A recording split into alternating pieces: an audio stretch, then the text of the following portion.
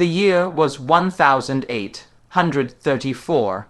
Manhattan, though swelling with promise and industry, was still a city of shadows, alleys without names, tenements without records, and secrets buried in damp cellars beneath candle-lit streets. Amidst the noise and chaos of a growing immigrant population came a man who barely made a sound. His name was Silas Murphy, and his arrival on Mulberry Street marked the beginning of something unspeakable. He came from Ireland with little more than a worn suitcase, a trunk of preserved herbs, and a paper claiming he had once studied under a long, dead surgeon in Cork. But no school had his name, no ship logs confirmed his travel. He simply appeared, acquiring, through unknown means, a three-story brick house at the edge of what would later be known as 5 Points. Neighbors thought it odd that a foreigner could afford such a residence in a city already strangled by poverty. Stranger still, he never introduced himself, never visited the church, never welcomed company. At first he posed as an apothecary, offering tonics and tinctures from his front parlor for ailments of the body and mind. The poor came often, desperate, hopeful, but over time the nature of his visitors changed. Gone were the coughing fathers and feverish mothers. In their place came children, silent children. Some were street orphans, others were said to be sent by distant families too ashamed to care for their malformed, mute, or defiant offspring. The children entered one by one, eyes sunken, clothes threadbare. They were seen at dusk, always dusk, and only once. Never again. The neighbors, most of them Irish too, did what neighbors did in those days, kept quiet. In the 1830s, police were corrupt or absent, and fear kept tongues still, but whispers spread. Strange sounds drifted from the cellar grates at night, not just sobbing or screams, but rhythmic scraping, chains being drawn across stone, and something worse, laughter, deep and mirthless. A single lamplighter claimed he saw a girl in the upper window one night, her face pressed against the glass, a wooden mask covering her eyes. When he blinked, she was gone, and yet Silas Murphy never seemed disturbed. He was always immaculate, black coat buttoned to the throat, gloves regardless of weather, his thick Irish accent clipped and deliberate. He purchased surgical tools in bulk, had packages delivered from Europe labeled in dead languages, and once requested a crate of children's shoes from a cobbler across town. 50 pairs, all identical. The cobbler never delivered the order. He went missing the next week. In late 1835, a foul stench rolled through Mulberry Street after a rainstorm. At first, residents blamed the nearby butcher or the overflowing night soil carts, but the smell persisted, thick and metallic. A city inspector was sent to investigate. He knocked on Murphy's door and was welcomed inside. He never filed a report. It was said he quit the next day without notice and left the city entirely. His apartment was found empty, except for a single drawing nailed to the wall, a child wearing a blindfold, hands outstretched, mouth sewn shut. The true horror, however, was only beginning to take shape. In 1837, the body of a young boy was pulled from the East River. His skin was pale, fingers missing, and a strange symbol had been carved into his back, a single eye encircled in barbed lines. No one claimed the body. The newspapers printed only a passing line, another foundling gone to God. Silas said nothing. He kept to his routines. Once a week, he would visit the cemetery with a bouquet of white lilies. Once a month, a delivery of salted meat and bread was brought in through the rear alley by faceless boys who never spoke. And all the while, children continued to vanish from nearby wards, workhouses, and asylums. The city was too overwhelmed to notice. No one looked toward Mulberry Street, not yet, but the house had begun to change. Neighbors noticed that its windows remained dark, even during the day. The curtains, once linen, were replaced by thick black velvet. A foul odor different from before began seeping from the foundation. One young boy, playing with marbles near the stoop, swore he heard voices beneath the cobblestones. They were chanting something in a language he didn't understand. That night, he vanished. His mother was institutionalized days later, raving about a doctor who stole voices. And then, in 1841, an anonymous letter arrived at a small parish on Baxter Street. Written in a trembling hand, it read, "The children are kept beneath the floor. He does not heal them. He studies their silence. I've seen the chairs. I've heard the clock that ticks without hands. The masks make them forget. He says forgetting is freedom. They are not alive in the way we understand life. It was signed only, a witness." The letter was forwarded to the City Watch, who never followed up. The pastor who read it died the same month of what was called a sudden seizure. No autopsy was ever done. His church burned to the ground within the year. By now, the Murphy house had become a place of legend. No one dared knock. Those who lived near it began to move away. Some said they saw strange figures in the attic at night, standing motionless for hours. Others claimed the basement windows wept blood after storms. One woman swore she heard children singing beneath the earth. Always the same tune, a lullaby without words, and still Silas Murphy remained, untouched, untouchable. The city grew around him, brick gave way to steel, horses to engines, but 17 Mulberry Street stood frozen, silent, and untouched by time. What began as one man's house had become something else entirely, something no longer confined to walls or rooms. Something that was watching, and learning, and waiting. The Murphy institution had begun, not with paperwork or permits, not with ceremony, but with silence, bricks, and the soft, slow unmaking of childhood beneath the streets of Manhattan. It began with the hammering sounds, soft at first, then sharper, more deliberate. Neighbors would later say the noises started not long after the first snowfall of 1836. Each night, long after gas lamps had dimmed and the streets emptied into silence, the echoes would rise up from the earth beneath 17 Mulberry Street. Deep, pulsing thuds like coffin nails driven into rock. People assumed renovations, or perhaps some illicit foundation work. No one asked. In those days, you didn't knock on the Murphy door. You didn't make inquiries about the man in the black coat with the heavy gait and the silent house full of masks. But what Silas Murphy was building was not a basement. It was something far older in concept and far darker in design. Beneath the ground floor of the brownstone, he had begun carving out a space, room by room, corridor by corridor, secret, windowless chambers walled in brick and silence. Stone masons were brought in under aliases. Deliverymen were blindfolded before being allowed past the cellar door. Those who asked questions who lingered too long or looked too closely either left New York abruptly or vanished from city records entirely. It wasn't long before locals began calling the house the Silent Hall. Mothers crossed the street with their children rather than pass by the rusted iron gate. Dogs refused to approach it. The very air around the Murphy home was wrong thick, cold, unwelcoming. On especially quiet nights, a faint rhythmic ticking could be heard, not like a clock, but like the teeth of something metal catching and slipping again and again in the darkness below. It wasn't just fear, it was warning. The construction was methodical. Over a span of 6 years, Silas transformed the earth beneath his home into a warren of hidden rooms, each built with a specific, terrible purpose. A journal fragment discovered in 1923, written in Murphy's cramped, spidery hand, describes his early intentions. Each child is a mirror with cracks.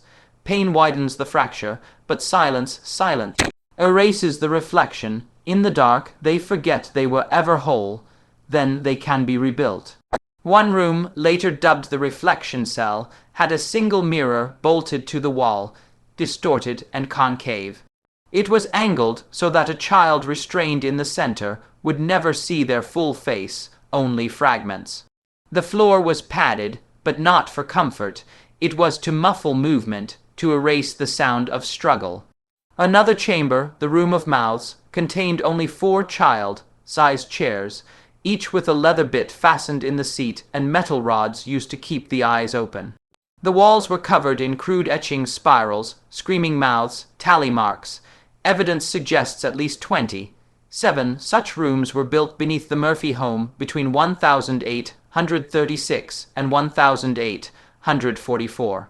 Each was isolated, each designed to deprive the senses, reshape the mind, and test what Silas called thresholds of psychological collapse. He was no longer pretending to be a healer. If he ever had, that lie had long since rotted away. He was something else now, a researcher without ethics. A priest of torment, the children were brought in at night, always at night. Witnesses recalled covered wagons and cloth, wrapped bundles being ferried down the alley behind Mulberry Street. Some said they saw tiny hands pressing against the sides of crates. One night, a man delivering coal claimed to have heard a low moan coming from the storm drain. When he peered down, he saw eyes, dozens of them, watching from the dark. He never returned to the neighborhood. In 1840, rumors of the basement became too loud to ignore.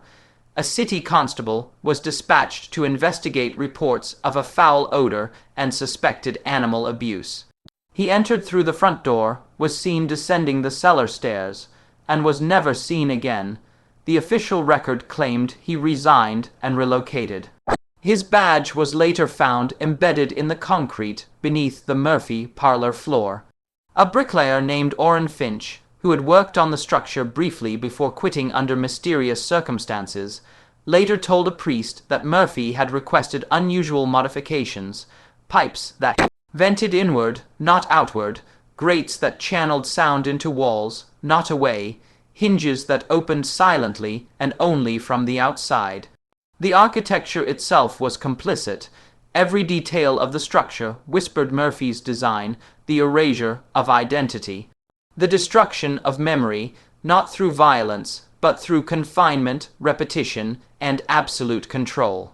Years later, survivors, or what few could be called that, would speak of the hallways, endless, low-ceilinged, lit only by flickering lanterns, with no sense of time or direction. Some claimed there were other children, but they were never allowed to speak to one another. Instead, they were given masks. Simple at first linen with eye-holes, but eventually replaced by wood and metal. Masks with no eyes, no mouths. Some were nailed shut. Each child was told their name no longer mattered, only obedience, only silence. In one recovered journal entry, Silas wrote, "Names are windows, language is identity, remove them both, and the soul grows quiet."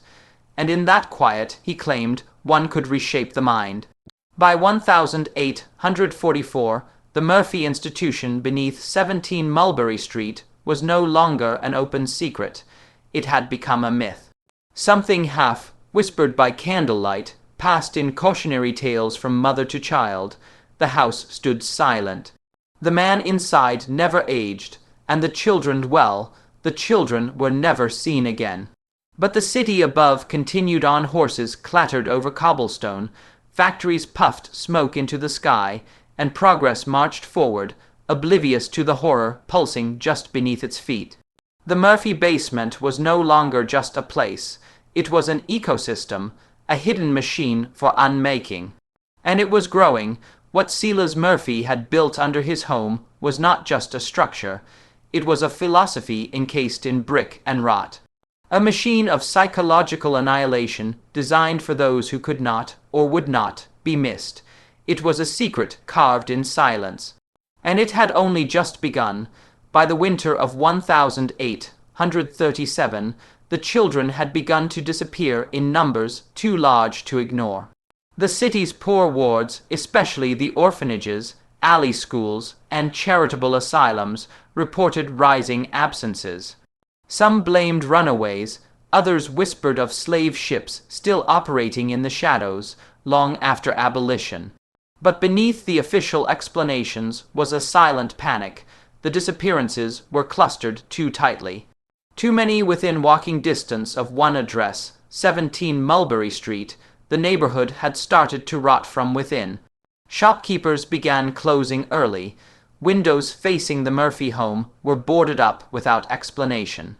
Some residents said they saw small figures pacing behind the curtains of that cursed brick house, faces obscured by cloth, moving in tight, circular paths, never breaking stride, like puppets with broken strings. The air around the house was wrong, heavy with an invisible pressure, like something unseen pushing outward from the inside.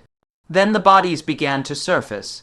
In February, a group of boys fishing near the Hudson pulled what they thought was a discarded doll from the icy water. It was not a doll. It was a child no older than 9, her face frozen in a twisted grin, eyelids sewn shut with horsehair thread. Her hands were covered in welts and spiral carvings. Beneath her nails, authorities found flakes of plaster, as if she had tried to dig her way through a wall before death. Within weeks, 2 more were discovered, one buried shallowly in a construction site on Bayard Street, her torso wrapped in burlap bearing the faint initials S.M. The other surfaced in a gutter after a heavy rain, her mouth filled with ash and pine needles. None of them had names. There were no missing persons reports. No families came forward. Officially, they were buried in unmarked graves. Privately, city clerks began whispering about the connection, drawing invisible lines on hand, drawn maps, all of them converging on the Murphy residence. A young city inspector, Thomas Langley, decided to make a formal inquiry. He wrote in his personal notebook that he had seen Murphy once, in the market, purchasing lye, wire, and a child's winter coat. When Langley knocked on the door of 17 Mulberry Street on March 3rd, he was greeted by an eerie calm. He never came out.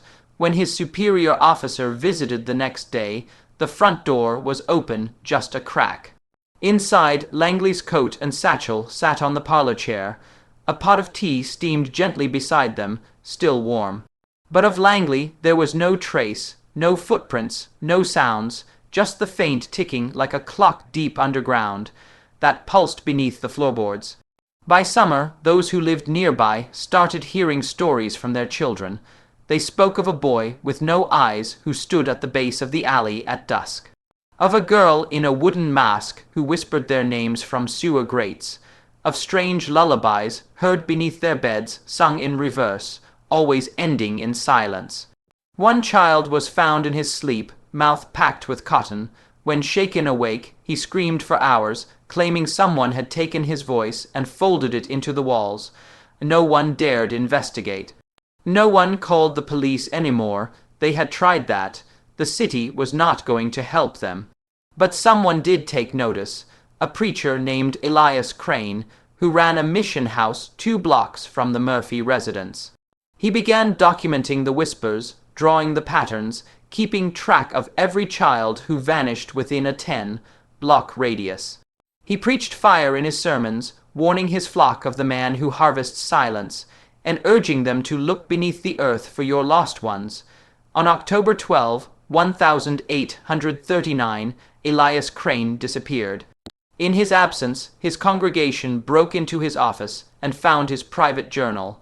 Inside were drawings, hundreds of them.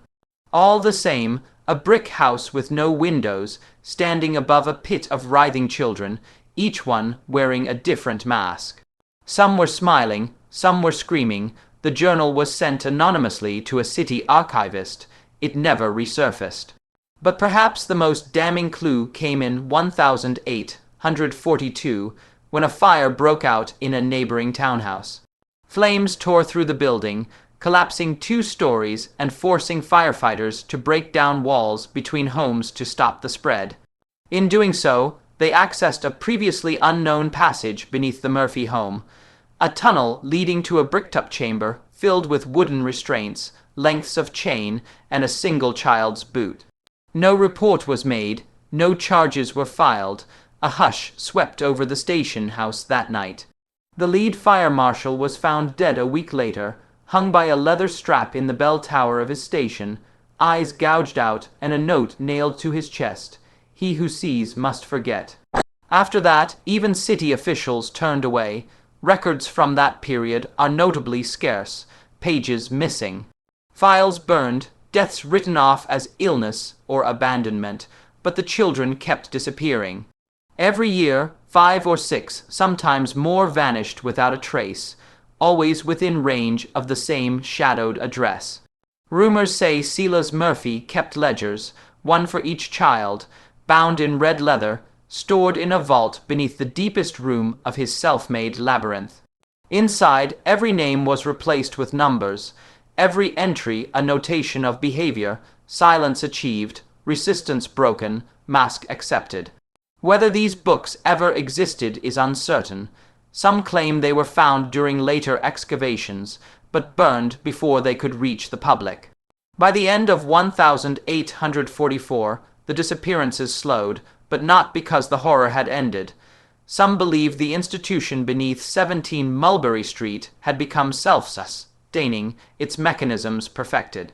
The rooms no longer needed testing, the methods were finalized, Silas had learned what he wanted, the city forgot. Or pretended to, and beneath its cobbled skin, the walls of the Murphy institution remained, cold, silent. Watching, waiting for more, the winter of 1850 arrived with a silence that blanketed Manhattan like a shroud. The city had grown louder, steam engines, factory whistles, crowds flooding the streets, but around 17 Mulberry Street there was always stillness. The house, now darkened with soot and age, had become more spectre than structure. Children crossed themselves as they passed it. Drunks swore it hummed at night. Those who dared peer through the cracks in the shutters claimed to see faint candlelight flickering behind the grime, covered windows, moving as if carried by unseen hands. Inside that house, Silas Murphy was still alive, if such a word could be used. He was no longer seen in the markets or walking Mulberry Street in his high-collared coat. The neighbors said he had become nocturnal. They spoke of soft footsteps heard at impossible hours, and the faint sound of a cello always playing the same dissonant tune, slow and deliberate, like a funeral march in reverse. Some nights one might glimpse his silhouette in the upper window, staring motionless for hours, face obscured by a thick veil. The man had become a myth, and yet what he built beneath his home was horrifyingly real. The basement had expanded.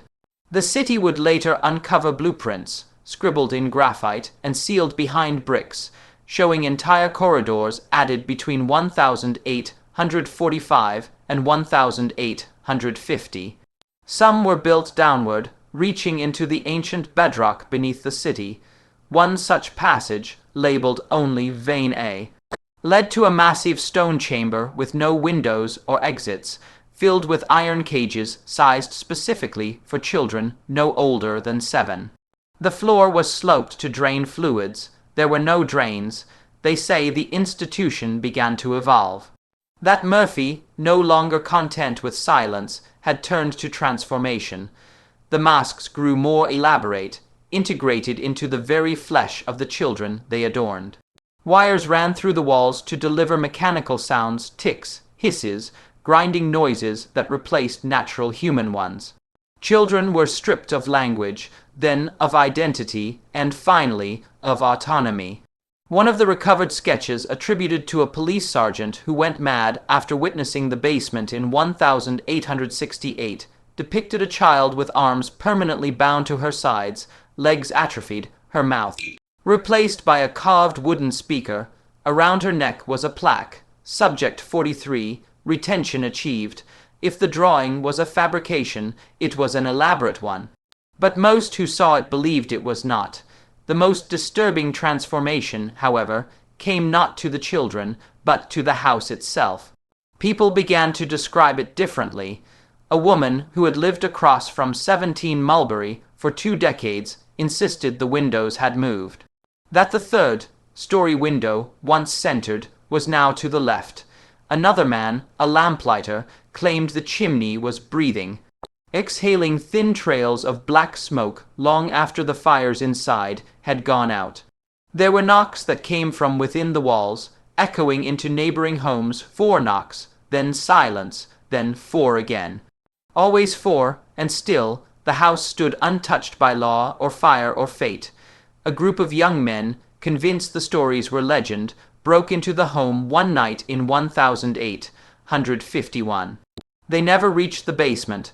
One of them ran screaming into the street hours later, hair white, clothes soaked in ink and milk. He repeated the same words over and over. They feed it stories. It eats what they forget. He died 2 days later from unexplained internal bleeding. No wounds were ever found. Whispers spread that Murphy had begun writing his own scripture rules for maintaining what he called the shape below. An unholy doctrine built around ritual silence, masked obedience, and the destruction of memory.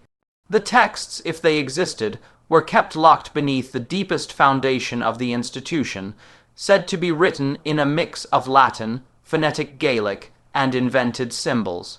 One surviving passage, charred at the edges, was translated by a linguist in 1902. The body can forget the face, the mind can forget the name, but the soul must be broken in silence, or it will always try to return. It was signed simply SM. By now, the house was more prison than residence. Even birds stopped landing on the rooftop. Ice lingered longer on its steps than anywhere else, and beneath it, the rooms changed, expanded, repurposed. The reflection cell was said to be replaced with something called the Hall of Return, where masked children were led in circles for hours, their footsteps amplified and played back to them on delay through hidden speakers until they could no longer distinguish real movement from echo. The institution had become a machine not for torture, but for unmaking. And Silas was its engineer, its keeper, and perhaps even its prisoner. In 1854, a strange event shook the block. A child, blind, mute, and covered in scarring, was found crawling through a storm drain 3 blocks from the Murphy residence. Authorities took her in, believing she had escaped some nearby abuse. She had no name, no fingerprints, no family. When handed a piece of chalk, she drew the same symbol repeatedly, a square with a single eye in the center, surrounded by barbed spirals. That symbol would later be found carved into the underside of every floorboard in the Murphy basement. By the end of the decade, the disappearances slowed, but only because fewer dared approach the house. Orphanages near Mulberry Street stopped accepting walk-ins. Families fled the neighborhood, and the building itself seemed to recede, as if pulling inward, becoming quieter, darker, smaller. And then, just as mysteriously as it had begun, the activity within the Murphy institution ceased. No one saw Silas Murphy again. The windows blackened, the cellar door was sealed, and the silence that followed was deeper than before, heavier, like the last breath of something that had fed too long and finally gone still. But those who lived near it said the basement was still there, the rooms still intact. And they claimed that, if you placed your ear to the bricks in the dead of night, you could hear it still breathing. Or perhaps remembering, because the institution never truly ended, it merely fell asleep. The year was 1867, and the city was on the cusp of a new era. Gaslights flickered over cobblestones now crowded with horse-drawn trolleys and the rhythmic boots of Union veterans returning to civilian life. Manhattan pulsed with invention and industry, and with it came forgetfulness, a kind of willful blindness to the wounds still buried beneath its skin.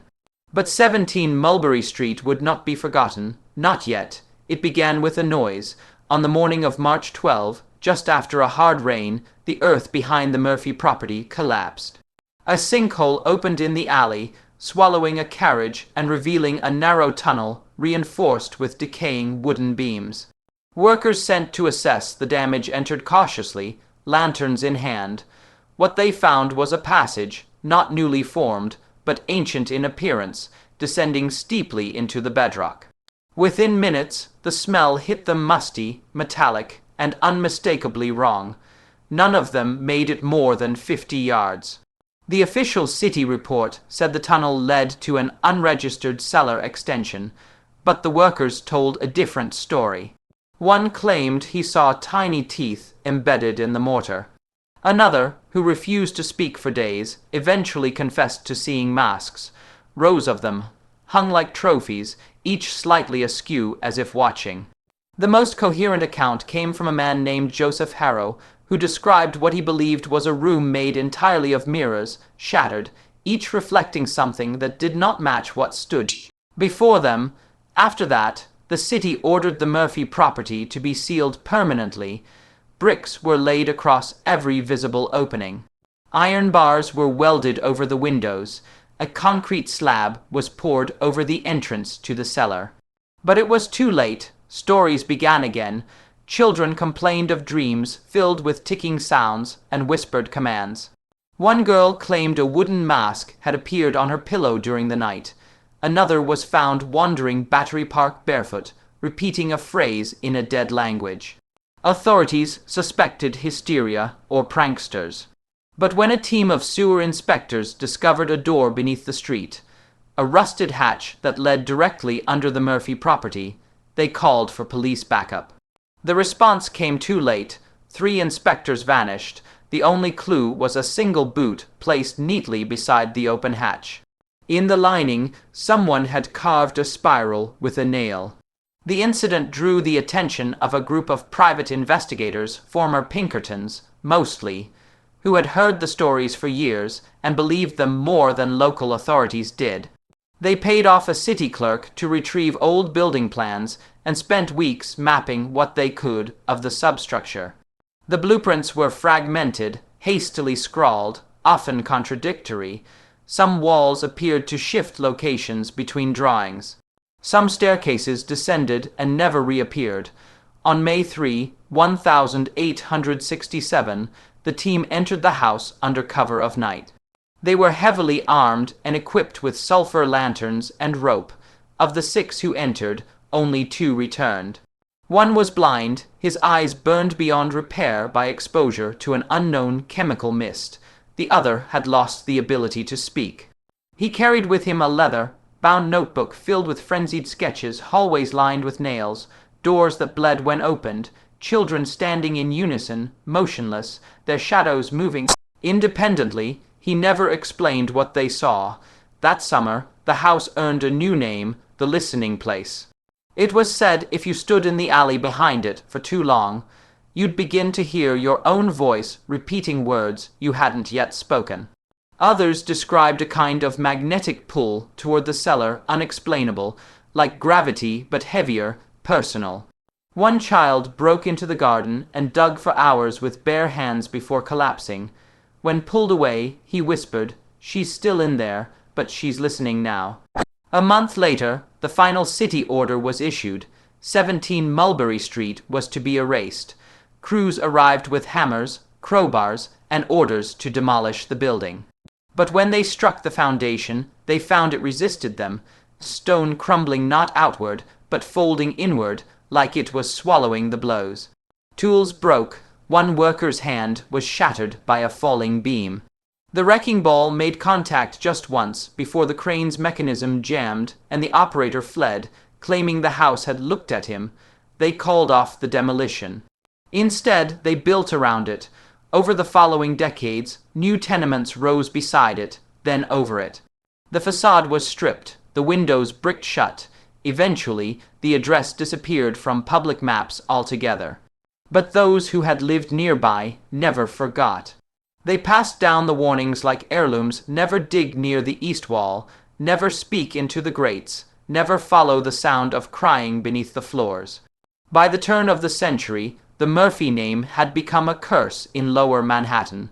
Parents swore the basement still existed, that it had sunk further underground, deeper than records or memory could reach. The city changed, but the echoes did not. Workers laying subway track reported strange voids where solid earth should be perfectly shaped rooms buried in silence, filled with the whisper of long-gone breath. And somewhere beneath all of it, they say, the last children remain, not alive, not dead, not dreaming.